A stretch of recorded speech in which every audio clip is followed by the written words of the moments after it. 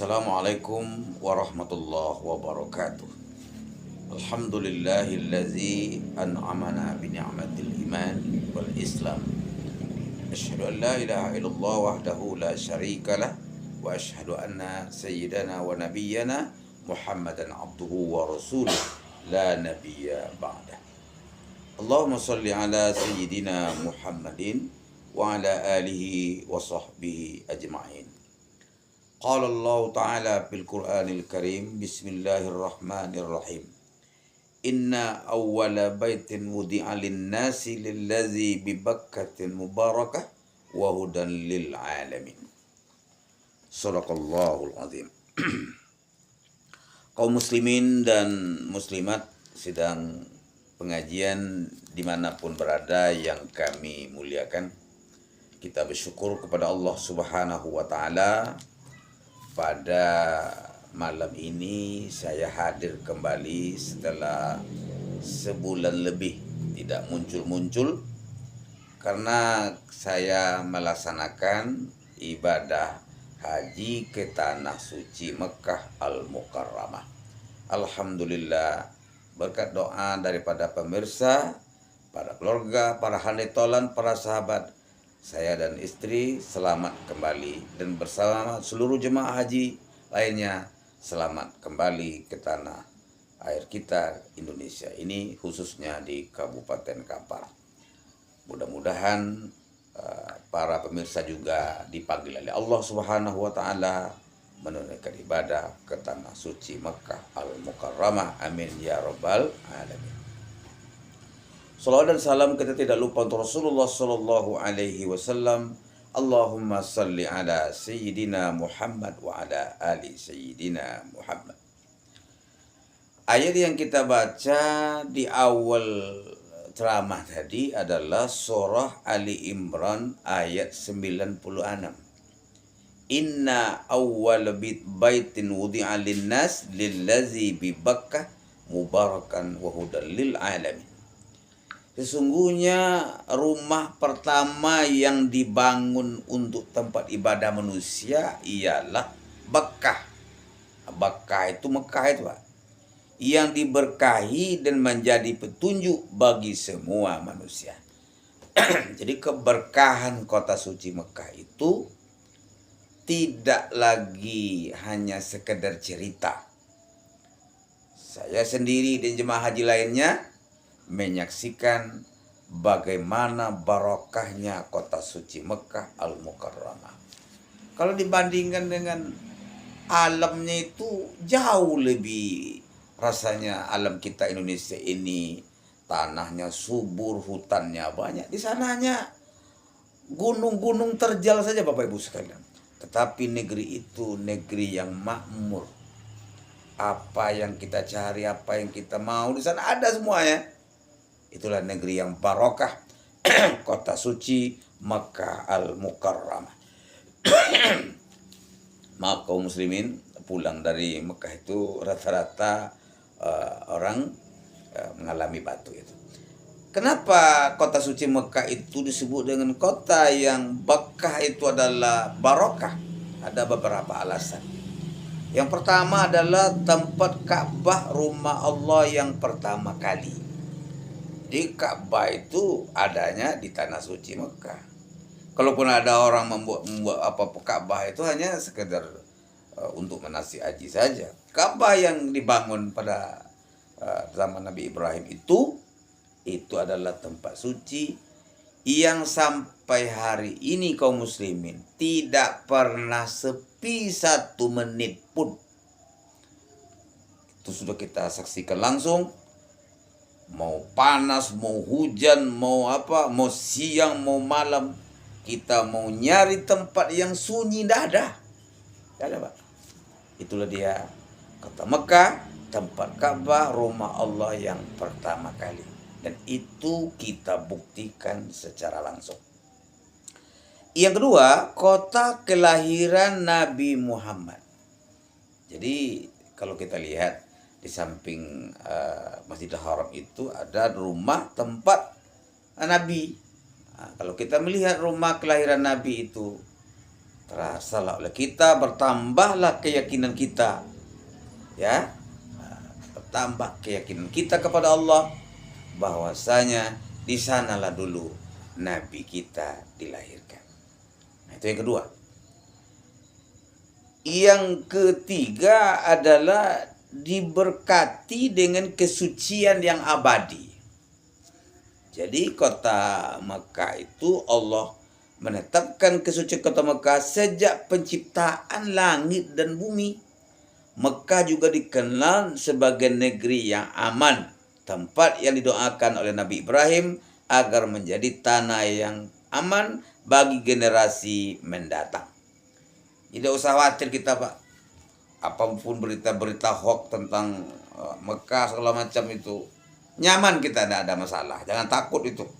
Jangan takut bahwa kota suci Mekah itu adalah kota aman, yang aman. Apalagi ada dua kota sucinya, Mekah dan Madinah. Mekah tempat Ka'bah, Al-Madinah Al-Munawwarah tempat kuburan Nabi dan Masjid Nabawi. Di sana juga kedua kota itulah orang yang berlomba-lomba untuk pergi ke sana. Jemaah haji dan umrah ke Mekah, kita akan berjumpa dengan Ka'bah dan Masjid Haram. Kalau kita ke Madinah, tidaklah rasanya nikmat kalau kita tidak pergi ke Raudhah, tempat kuburan Nabi kita Muhammad Sallallahu Alaihi Wasallam. Yang keempat, kota suci Mekah itu tempat penggandaan pahala ibadah. Jadi kata Nabi, siapa yang sholat berjamaah di Masjidil Haram Mekah itu pahalanya 100.000 kali, Pak. 100.000 kali dibandingkan dengan tempat lain, ya. Jadi sedangkan kota suci Madinah pahalanya 1.000 kali dibandingkan dengan tempat lain. Cuman ada juga perbedaan pendapat para ulama. Apakah yang 100.000 itu hanya untuk Masjidil Haram saja kita di sana, atau sekitar tanah haram? Jadi sekitar tanah haram itu menurut para ulama itu juga akan memperoleh pahala 100.000 kali juga. Tapi itulah yang menjadi persoalan perbedaan pendapat para ulama.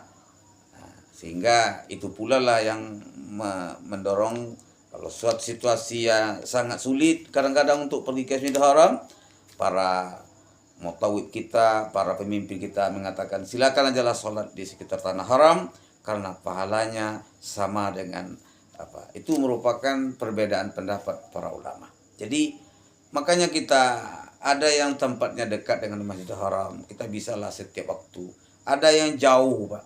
Seperti kami kemarin jauh tempatnya, berdesak-desakan dengan di mobil segala macam itu, tapi kita tetap berusaha ya untuk pergi tanah walaupun tidak sebanyak orang-orang yang dekat tinggalnya dengan Masjidil Haram. Di tempat penggandaan pahala. Yang kelima, kota yang dilindungi dari Dajjal. Jadi Nabi menggambarkan bahwa kota Mekah sebagai tanah suci bersama dengan Madinah akan menjadi kota yang dilindungi dari Dajjal.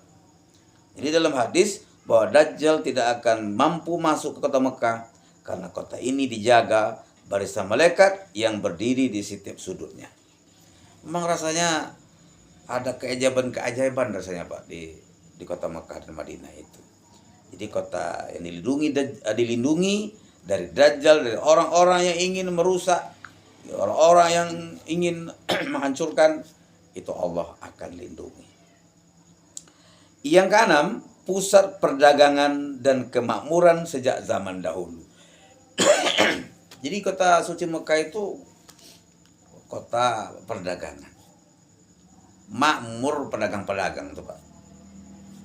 Pernah saya bertanya kepada para pedagang di kota suci Mekah dan Madinah itu, satu kali musim haji itu, Pak, katanya, saya tanya dengan bahasa Arab yang pas-pasan lah, satu kali satu kali musim haji itu katanya, itu keuntungannya bisa mencapai untuk makan seumur hidup, setahun makan.